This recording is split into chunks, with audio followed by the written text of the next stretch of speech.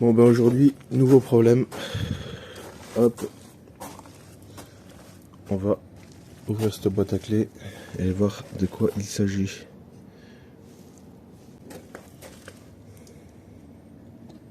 Donc on rentre le code. On baisse le loquet, on ouvre la porte et on récupère la clé.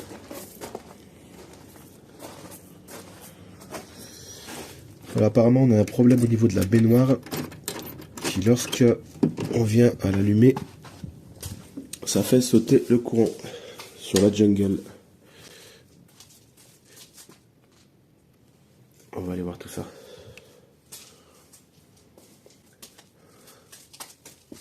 Hop. Le disjoncteur concerné, c'est celui-ci.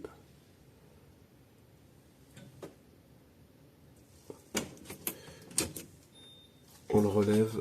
Pour l'instant, rien ne saute.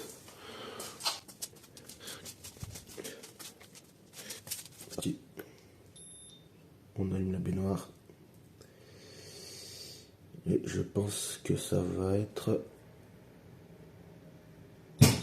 Et ouais, c'est bien ça. Donc il y a le disjoncteur qui a sauté. Allez, on le laisse en bas. On lève le reste. Et là, on s'aperçoit que c'est le général complet qui a sauté. C'est gagné. Donc en fait, on est obligé de se diriger directement sur l'extérieur. Et on a un compteur qui a sauté. Donc je viens de le relever là, à l'instant. On va aller démonter cette baignoire et on va voir de quoi il s'agit. Donc là, pour expliquer un petit peu la situation, ce qu'il va falloir faire, c'est retirer tout le tablier de devant et peut-être même celui du côté.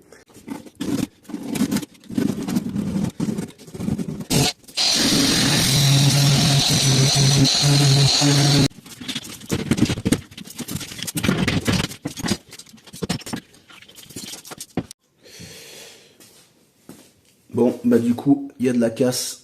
On va voir comment on va pouvoir réparer ça. Alors, si je comprends bien tout ça, c'est celui-ci qui a un problème. C'est celui qui s'occupe de l'air. Alors, qu'est-ce qu'il nous fait de beau? Ouais. Alors, je pense que l'eau a dû monter ici. Lui, sa position de base, elle devait être beaucoup plus haute, je pense. Vu qu'il est descendu, il est plein d'eau. Donc en fait, il devait être fixé là-haut, je pense. Il a dû se défaire. Ça fait que l'eau, elle était descendue ici. Elle a eu accès au moteur. Alors les baignoires Emotion, en soi, ça va très bien. C'est un produit allemand. Le seul problème, c'est que ça, c'est la deuxième fournie que j'ai acheté. Donc les 4 pour Saint-Germain-de-Fond. Et j'ai voulu prendre un moteur économique pour penser un petit peu à l'écologie et à la nature. Il est censé consommer beaucoup moins d'électricité.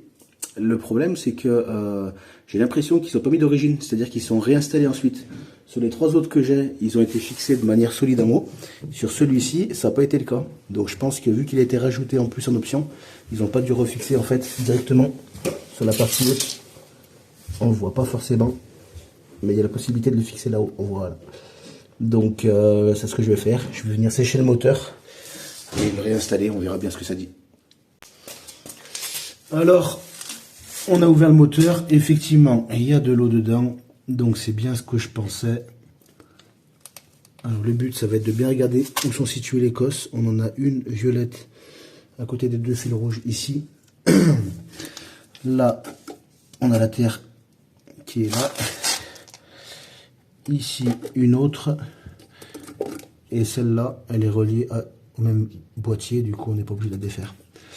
Donc, c'est parti. On défait ça. On y met un coup de chauffage. Donc, du coup, j'ai regardé ici. Il y avait même chose que ça, en fait. Une sorte d'éponge. Donc, je l'ai regardée. Elle est sèche. Celle-ci, elle est humide. Donc, je vais la déshumidifier. La particularité de la journée, en fait, c'est que on est vendredi. J'ai appris le problème donc hier soir. Je suis venu ce matin à 9 h et on a jusqu'à 17 h pour rendre l'appartement terminé. Donc je ne sais pas si vous vous rendez compte, le fait d'ouvrir et de fermer, bon c'est un temps mais c'est facile on va dire. Le plus gros problème c'est le temps de sèche de celui-ci. Si lui n'est pas sec, je ne peux pas le remonter, je ne peux pas fermer toute la problématique est là. Ouvrir, refermer, mais avant ça, venir sécher le moteur, m'assurer que ça refonctionne et que ça ne fait pas disjoncter l'appartement. Donc voilà l'envers du décor chez l'Expérience Lavabo. Bon, du coup là, ce qu'on a fait, c'est qu'on est venu retirer au cutter un petit peu tout le surplus silicone qu'il y avait sur la partie haute de la baignoire. Hop, on va finir de nettoyer correctement. Et ensuite, du coup, en parallèle de ça, on a positionné le décapeur thermique de façon à venir chauffer le moteur qui avait pris l'eau. Donc très simple, comme quand j'ai démonté, j'ai vu qu'il y avait un joint silicone sur la partie haute, filetage en haut, j'ai refait un petit joint silicone, au moins là c'est ok, on est comme sorti d'usine. Plus qu'à le refixer sur la platine en ferraille qui se situe juste là. On le fixe dessus, on vient de fixer là-bas, techniquement, on fait un essai, on voit si ça disjoncte, et puis après, voilà. Donc finalement, on a démonté, on a fait sécher au décapeur. Après, ce que je conseille, ce serait plus de le faire sécher sur 2 jours sur un radiateur. Mais là, je vais le tenter en tout cas. Je vais mettre de côté, bien loin de la baignoire, et je vais lever tout ça. Ici, ce qu'on a fait du coup, c'est...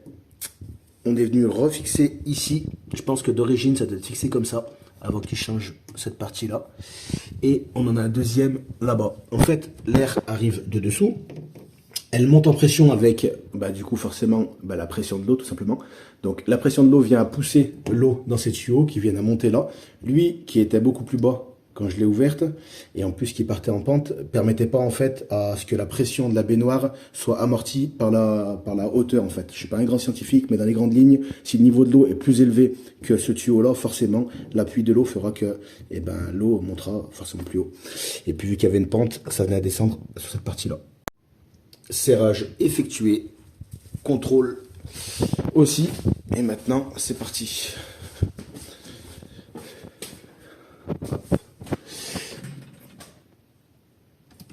On lève le disjoncteur, jusqu'ici tout va bien comme tout à l'heure, et c'est normalement lorsqu'on va venir actionner la ventilation que le problème risque d'apparaître. C'est mieux comme ça. Ok, c'est parti. 3, 2, 1.